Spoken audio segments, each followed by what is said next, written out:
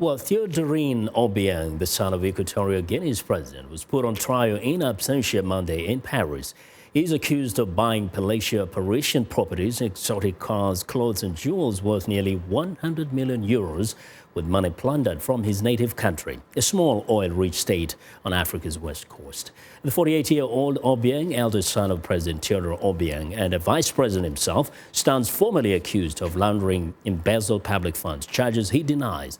Prosecutors say Obiang earned $80,000 a year as the nation's farming and forestry minister. The case is the first of several to reach court in a broader judicial investigation into allegations of illicit acquisitions in France by longtime leaders and family relatives in several African countries, including Gabon and Congo Republic.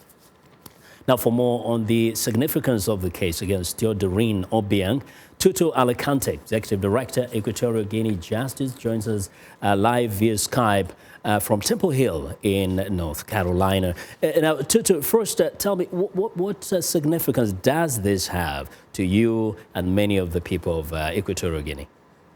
Well, thank you for that question. I would say this is a very, very important case, and not only for people from Equatorial Guinea. I'll say from people from many African countries, right? African countries that for decades now have been ran by kleptocrats, dictators that come into power and use the resources of those nations, use the national treasuries as their own private ATMs.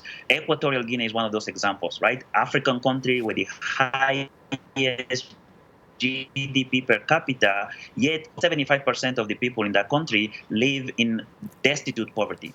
Yeah. Now, the Equatorial Guinea seems to be like a country owned by the Obiang family. Obiang's father came to power after overthrowing his own uncle in 1979.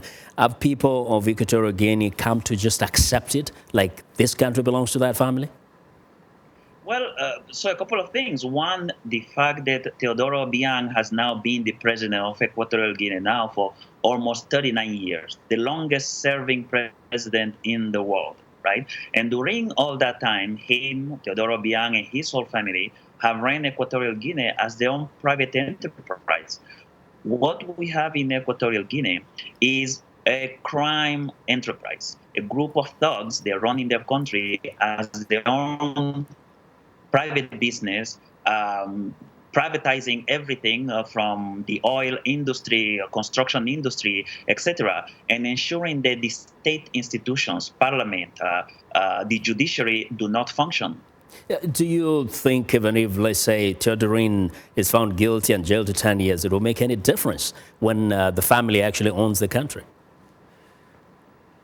Well, what it begins to do, though, it begins to send a message, again, not just in Equatorial Guinea, but all over Africa, in Angola, in many other countries run by dictators, that that type of kleptocracy will not be tolerated around the world, right?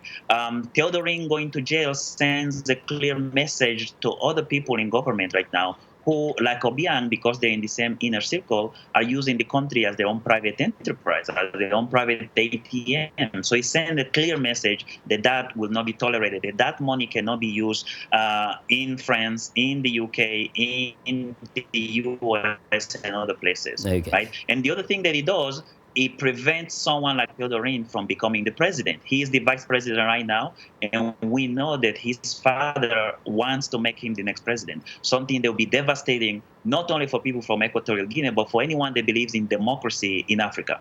Well, we'll talk a little more perhaps after tomorrow, and I hope you join us right here in the studio. Tutu, thank you very much. Thank you very much, Vincent. Yes, that is Tutu Alicante, is the Executive Director of Equatorial Guinea Justice. He joined us from Chapel Hill in North Carolina.